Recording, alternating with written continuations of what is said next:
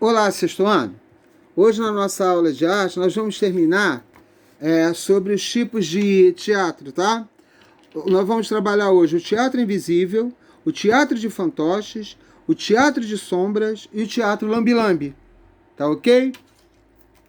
E depois eu vou tentar passar para vocês o teatro japonês, ou então vou falar de um grande autor. Ele é conhecido mundialmente, William Shakespeare, tá?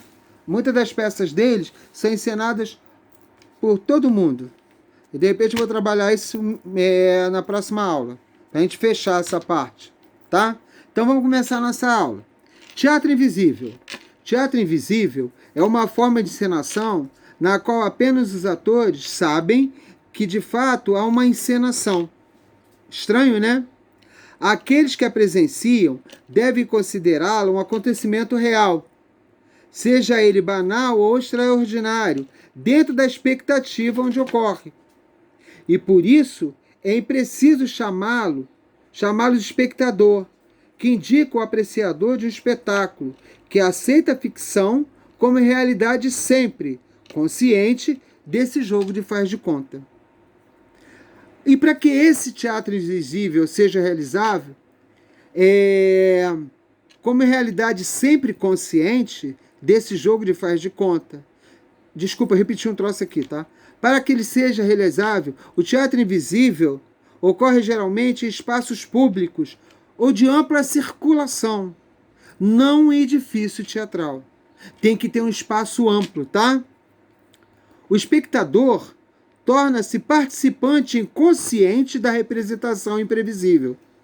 Como os atores não devem revelar a encenação, mesmo após o fim da cena, os que a presenciam acabam por julgar e significar o próprio acontecimento, e não a performance de sua encenação. O que eles têm que fazer? Eles têm que julgar se aquele acontecimento foi passado legal por aqueles atores, tá? O que nega radicalmente as categorias tradicionais do teatro e dificulta a apreciação crítica, além de impossibilitar qualquer estimativa do número de encenações desse tipo, pois várias ou nenhuma podem ocorrer diariamente conforme a interpretação dos acontecimentos. Ela surge. Eu vou para a rua com um grupo de teatro e começo ali a fazer essa teatro invisível. Vai surgindo as coisas como se fosse uma coisa natural, entenderam? De repente você está lá, você faz até parte desse teatro invisível. E você não sabe. Tá? Por exemplo, o ator pode simular um mendigo numa rua, verificando as reações dos transeuntes, que então são levados a reagir espontaneamente e verdadeiramente ao questionamento que se lhe apresenta. Tinha um trabalho que eu fazia com meus alunos que era assim, uma interpretação. Eles ficavam numa esquina, como se fosse mendigo pedindo dinheiro. Aí eles tinham que convencer que precisava daquele dinheiro, tá? Isso é um teatro invisível. Ele está ali, estendia a mão pedindo. Ou então alguém fingindo que está perdido. Entendeu? Isso é o teatro invisível. É criado na hora. A pessoa finge que está perdida. A pessoa finge que é muda e quer uma informação. Uma criança chorando que se perdeu da mãe.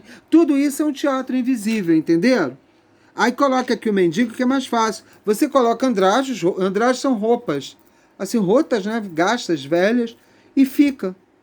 Para ver a reação das pessoas quando você pede dinheiro. Ou então vai interpelar, vai chegar perto da pessoa.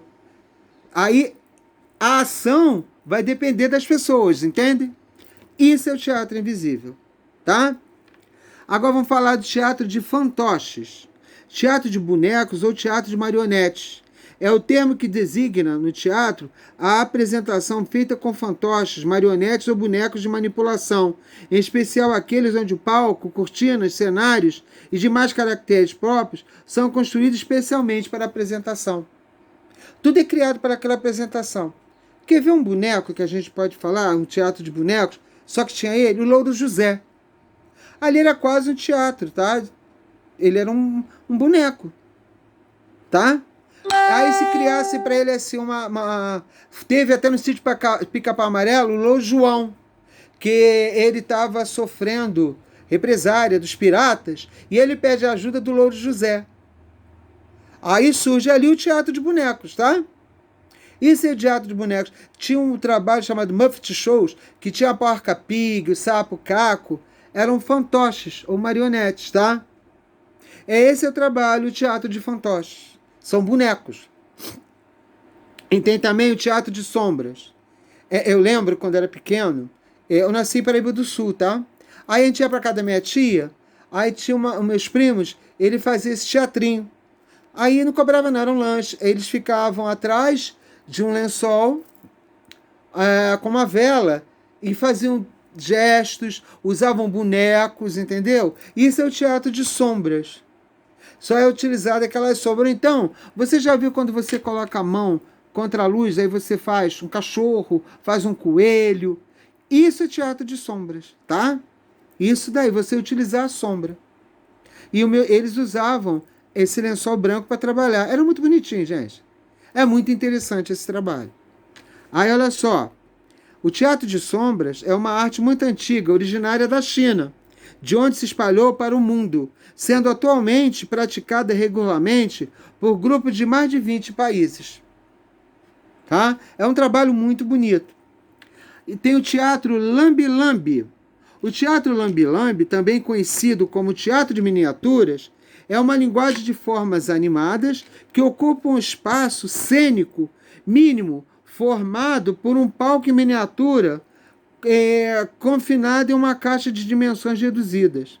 Nesse espaço são apresentadas peças teatrais de curtíssima duração, através da manipulação de bonecos para um espectador por vez. Essa linguagem é de origem remota, com registros do Antigo Oriente, que aparece no Brasil na década de 90 e tem estado presente em mostras paralelas em festivais de formas animadas. Quer dizer, só uma pessoa que assiste, é uma coisa bem pequena, numa caixa pequena. E é para uma pessoa só. Tá ok, gente? Esse é o nosso trabalho agora. Tá? Ó, eu passei uns exercícios para vocês. E bom trabalho para vocês, tá?